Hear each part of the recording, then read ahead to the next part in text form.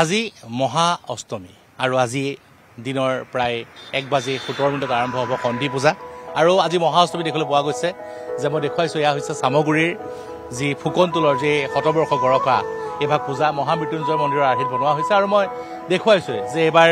যি পূজাৰ যি উৎসাহ সেই পূজাৰ উৎসাহ নাইকিয়া কাৰণ আমাৰ মাজত প্ৰাণৰ শিল্পী জুবিন গাৰ্গ নাইকিয়া আৰু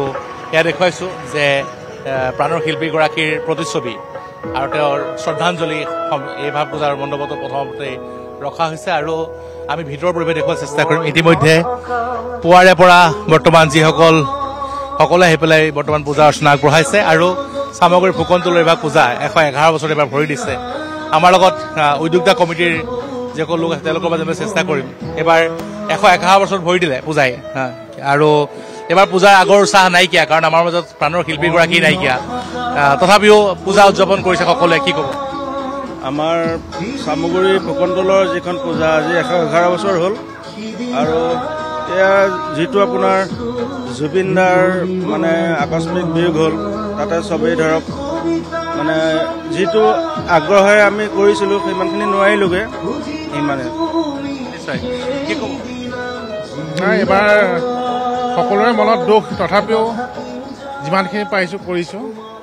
সেইখিনি সকলোৱে উপলব্ধি কৰিছে আগবাঢ়ি গৈ আছোঁ ৰাইজৰ আশীৰ্বাদত আৰু প্ৰথম দিনাখন সুন্দৰভাৱে গ'ল আৰু 3 দিন আছে এই 3 দিনো যাতে ৰাইজৰ সহযোগত ভালকৈ যায় তাৰে কামনা কৰিছোঁ নিশ্চয় দুৰ্গতিৰ দিনাখনি মা দুৰ্গাৰ ওচৰত সকলোৱে প্ৰাৰ্থনা জনাইছে যাতে জুবিনদাৰ বিদেহ আত্মাই শ্ৰী অশান্তি কামনা কৰে শ্ৰী অশান্তি লাভ কৰে আৰু মই এয়া দেখুৱাইছোঁ বৰ্তমান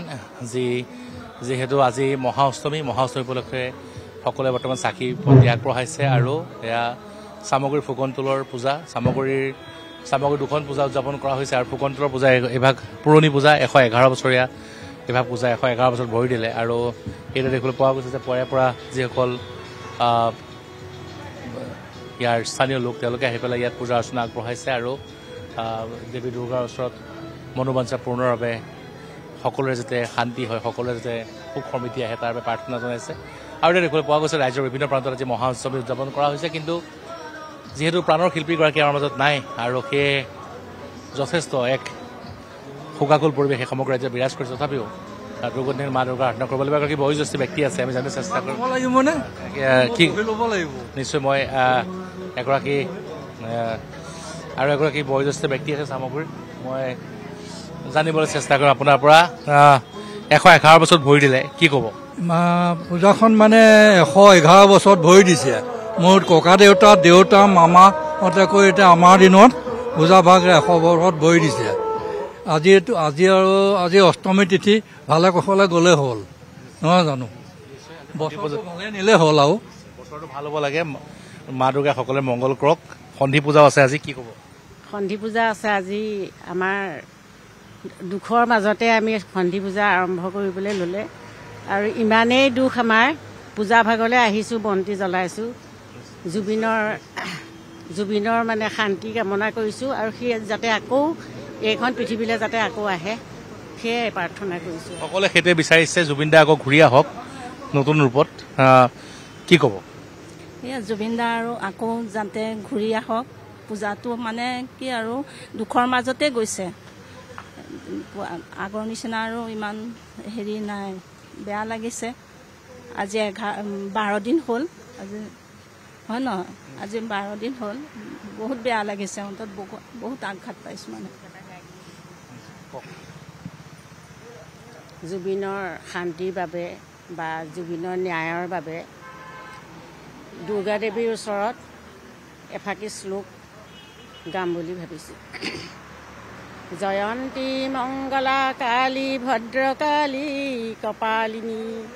দুৰ্গা শিৱা সমাধাত্ৰী শ্ৰদ্ধা স্বাহা নমস্তুতে শোকৰ মাজতে আমি অহৰহ আমি চকু পানীয়ে টুকি আছোঁ কিন্তু তথাপিতো নাহিলে দেৱীয়ে বেয়া পাব বুলিহে আমি এইখিনিলৈকে আহিছোঁ তেওঁৰ মংগল কামনাৰে সামৰিছোঁ আৰু এইদৰে দেখিবলৈ পোৱা গৈছে যে সমগ্ৰ ৰাজ্যৰ লগতে নগাঁৱৰ চামগুৰিতো বৰ্তমান এইদৰে দুৰ্গোৎসৱ উদযাপন কৰা হৈছে আৰু আজি দেখিবলৈ পোৱা গৈছে মহা অষ্টমী উপলক্ষে পুৱাৰ ভাগত আহি পেলাই সকলোৱে আহি পেলাই বৰ্তমান ইয়াত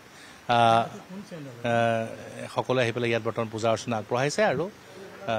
তেওঁলোকে আজি সন্ধি পূজাৰ বাবেও সাজু হৈছে। আপুনি বিচৰা বাতৰি পাব কেৱল নিউজ 18 এপত। নিউজ 18 এপ ডাউনলোড কৰিবলৈ স্কেন কৰক এই QR কোড। গুগল প্লে ষ্টৰতো পাব এই নিউজ 18 এপ।